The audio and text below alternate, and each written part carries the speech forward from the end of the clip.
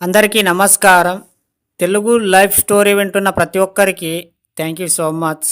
అలాగే విశ్వానికి కృతజ్ఞతలు. ఇప్పుడు ఒక గేమ్ ఆడండి. ప్రశాంతంగా కూర్చొని కళ్ళు మూసుకోండి. 3 సార్లు విశ్వాసాల తర్వాత మీ ఎదురుగా మీలాంటి ఒక వ్యక్తిని ఊహించుకోండి. ఒక పేపర్పై మధ్యలో మీకు ఏం కావాలి? ఒక పక్క మీ పేరు రాయండి, ఇంకో పక్క ఎక్స్ అని రాయండి.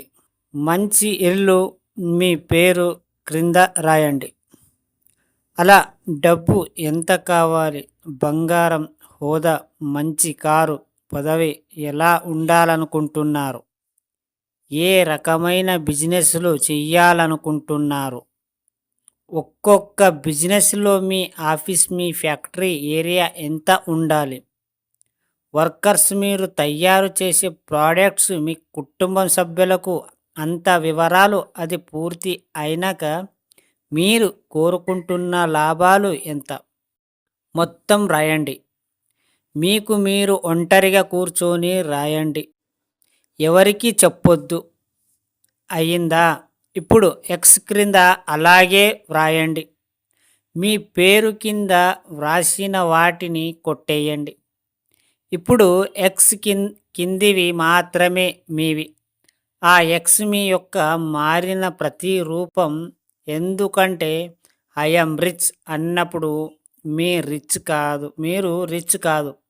ఆ విషయం విశ్వానికి తెలుసు కాబట్టి ఇవ్వదు. మీలో ఉన్న ఇంకొక వ్యక్తికి ఎక్స్ ఎంటీగా ఉన్నాడు. దానికి ఎలాంటి అచ్చదనం లేదు. విశ్వం దాన్ని పూర్తి చేస్తుంది. అందుకే మీలో ఉన్న ఇన్నర్ మైండ్లో ఎన్నోసార్లు మాట్లాడాలని చెప్పేది. ఐఎమ్ రిచ్ అనే పదాల్ని కూడా మీ ఇన్నర్ మైండ్కి అప్పజెప్పండి. అప్పుడే అది మీకు నిజమవుతుంది. This is the universe game. మీరు ఏదైతే పదే పదే కోరుకుంటారో అదే మీ విశ్వం తీసుకుంటుంది. ఎప్పుడే కానీ మీరు రోజుకి మీరు ఏమేమి కావాలి అది మాత్రమే మీరు తలుచుకోండి. అదే రిపీట్గా అనండి. డైలీ మీకు ఏ కోరికలు కావాలి, మీ లైఫ్ ఎలా ఉండాలి, ప్రతిరోజు మీరు ఒక పేపర్ మీద రాయండి. దానికి గుర్తు చేసుకోండి, నా లైఫ్ ఇలాగే ఉండాలి అని రెగ్యులర్గా వాడుతూ ఉండాలి ఆ పదాల్ని. ఎందుకంటే ఒకవేళ మీరు అని తెలిసినా కూడా ఆ పదాల్ని వాడేటప్పుడు ఫీల్ అవుతారు.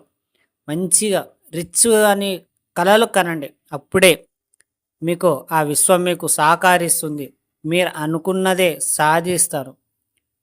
అట్లీస్ట్ మీకు కల కనడానికి ₹1 ఖర్చు కాదు. మీరు ఎంత పెద్దదైన కోరికలు కనండి.